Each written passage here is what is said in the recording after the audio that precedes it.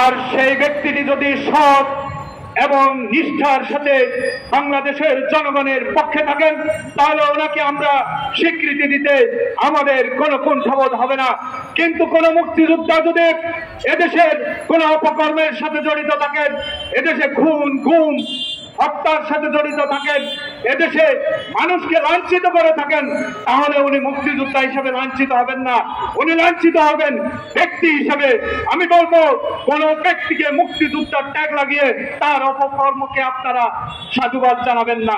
প্রিয় ভাইরা, আপনারা দেখেছেন ইন্ডিয়ান প্রচার মাধ্যম, তারা আমাদের এই সামান্য জিনিসকে তিলকে তাল করছে, আর আমাদের প্রচার মাধ্যম গুলাও আমাদের মিডিয়ারাও তার মধ্যে গিয়ে পানি জ্বালছেন, আগুনে ঘি দিচ্ছেন।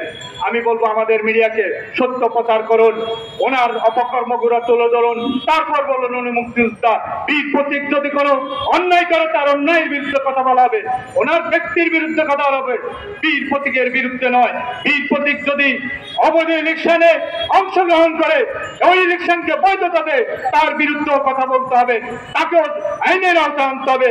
আমি এই কথা বলে শেষ করছি। বাংলাদেশের বর্তমান সরকারকে যে আমাদের দ্রব্যমূল্যের উচ্চগতির কারণে মানুষের মাঝে এই সরকারের প্রতি না বিশ্বাস এসেছে, বিপ্লবের প্রতি না বিশ্বাস আসতেছে, শুরু করেছে আগের সরকার ভালো ছিল, এটা যদিও বলতেছে আওয়ামী লীগের পেতাত্তারা, তারপর আমরা এই সুযোগ করে দিতে পারি না। অবশেষে আপনাদের সবাইকে ধন্যবাদ জানিয়ে এবং আজকের এই মঞ্চ থেকে আগামী জানুয়ারি ডিসেম্বরের মধ্যে আমরা একটা নির্বাচন আশা করতেছি। এই সরকার যেন 2025 সালকে নির্বাচনের প্রচার হিসেবে ঘোষণা করে, তাহলে একটি নির্বাচনে আমের সৃষ্টি হয়ে যাবে, মানুষের মাঝে শক্তি আসবে, মানুষ নির্বাচনে অংশগ্রহণ করার জন্য মাঠে ময়দানে কর্মীদের কাছে যাবে। অতএব কোনো বিশৃঙ্খল গ্রুপ এখানে কাজ করতে পারবে করেন, তাহলে অবশ্যই এদেশে বিশৃঙ্খলা সৃষ্টি হবে এবং আওয়ামী প্রেতাত্মারা পুনর্বাসিত হবে।